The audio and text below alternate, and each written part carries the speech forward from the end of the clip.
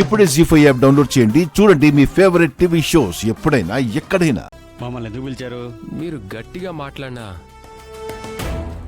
నేనంతే గట్టిగా తిరిగి ఎందుకు మాట్లాడలేకపోయానంటే మీకున్న క్లారిటీ నాకు లేదు గనుక. నేను మా అమ్మతో మాట్లాడి ఫుల్ క్లారిటీతో వచ్చాను. అందుకే మిమ్మల్ని పిలిపించాను.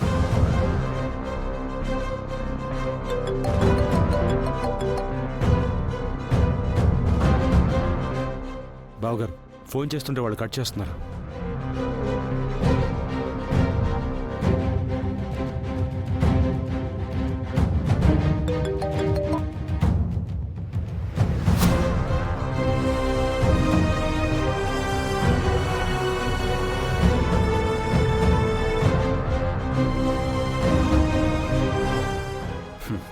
Blank cheque.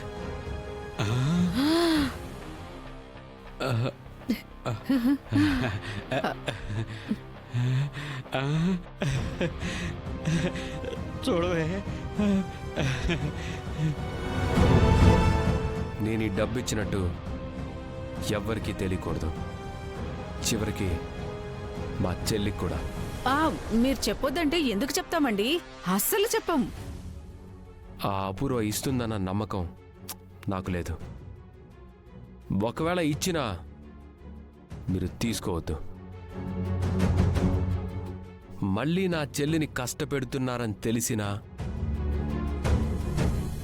అక్కడ నుండి డబ్బు తెచ్చుకున్నారని విన్నా అయ్యో చెప్పవేంటే? అలాంటిదేం లేదు. మీకు అంత ఇబ్బంది కలగనివ్వండి. మీ చెల్లిని మేము పువ్వుల్లో పెట్టుకుని చూసుకుంటాం. నమ్మండి. పదవే, పదండి. వస్తామండి.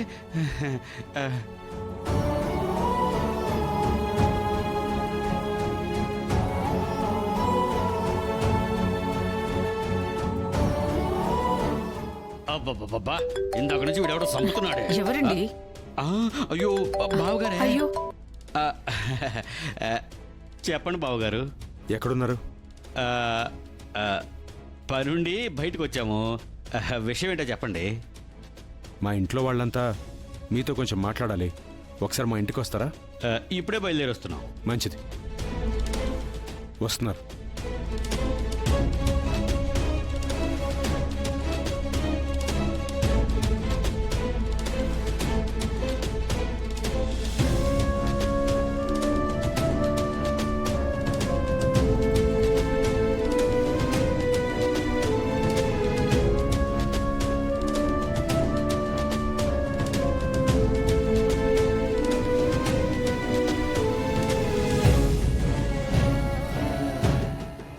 నమస్కారం అండి. నమస్కారం. కూర్చోండి, కూర్చోండి. అయ్యో, మీ ముందు కూర్చునేంత పెద్దవాళ్ళం కాదులేండి. ఉన్న పలంగా రమ్మన్నారు. విషయం ఏంటో చెప్పండి. మీకు రావాల్సిన కట్నం నేను ఈ ఇంట్లో దొంగతనం చేసి మరీ ఇచ్చానని నా మీద నింద పడింది. కేపీ, దొంగతనం నింద అని ఎందుకంత పెద్ద పెద్ద పదాలు మాట్లాడుతున్నావు? నేను మీకిచ్చిన 2 కోట్లకి ఇక్కడ లెక్క రాయడం మర్చిపోయానని అంటున్నారు. అది నిజమా కాదా అని అడగొచ్చు కదా. మాటలు మార్చి చెప్పినంత మాత్రాన దొంగ అని నా మీద పడ్డ నింద చెరిగిపోదు కదండి.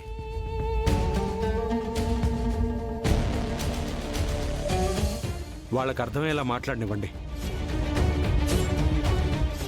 సార్, నా కూతురుకి ఇవ్వాల్సిన కట్నం 2 కోట్లు నేనిక్కడ దొంగిలించి మీకిచ్చానా?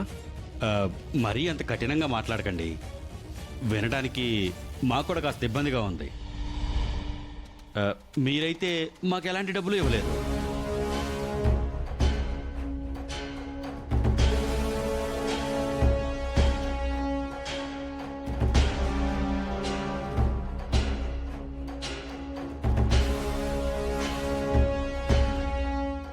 ఆ 2 కోట్లు ఇచ్చినప్పుడు సరిగ్గా ఇలాగే చెప్పమని కేపీ చెప్పాడండి.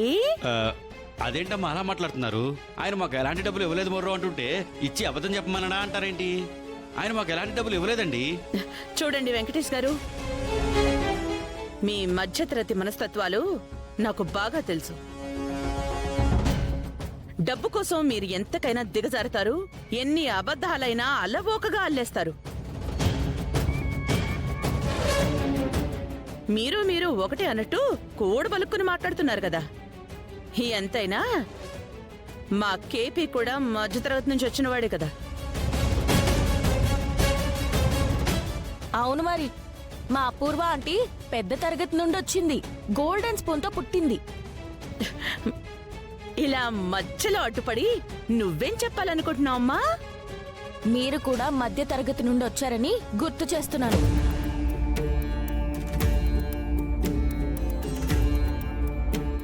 మధ్య తరగతి మనుషులంటే అటు పైకి ఎగబాకలేక ఇటు కిందకి పడిపోను లేక ఆత్మాభిమానాలతో నలిగిపోతున్న మనుషులని తెలియజేస్తున్నాను.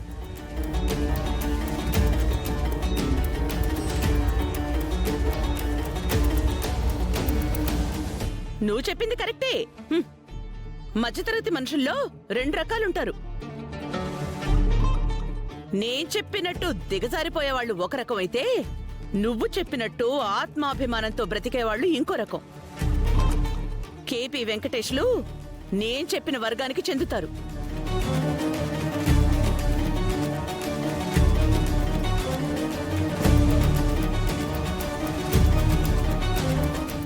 మరి నేను నువ్వు చెప్పిన వర్గానికి చెందుతాను.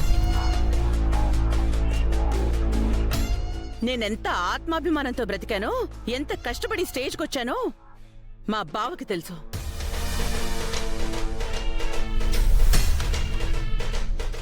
కేపీ మమ్మల్ని మోసం చేసి ఇంట్లోకి ఎలా అడుగు పెట్టాడో ఇక్కడ అందరికీ తెలుసు.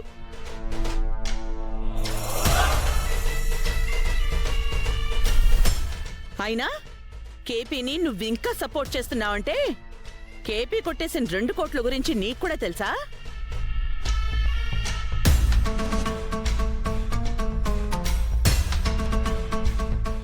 అపూర్వ, కాస్త ఆలోచించి మాట్లాడు. భూమిని నిందించకు. నువ్వే ఆలోచించాలి బావా. ఈ ఇంట్లో 2 కోట్లు పోయాయి. 2 సస్పెక్ట్స్ ఉన్నారు.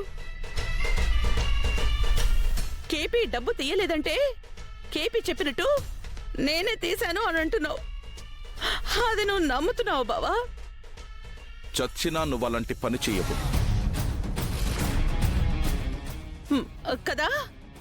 అంటే ఈ కేపీయే ఆ డబ్బు మాయం చేశాడని అర్థం.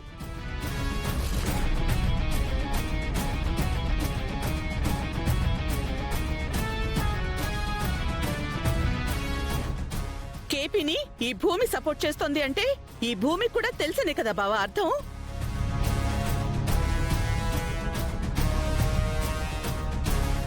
కేపీ మీద అభిమానంతో అలా మాట్లాడుతుంది.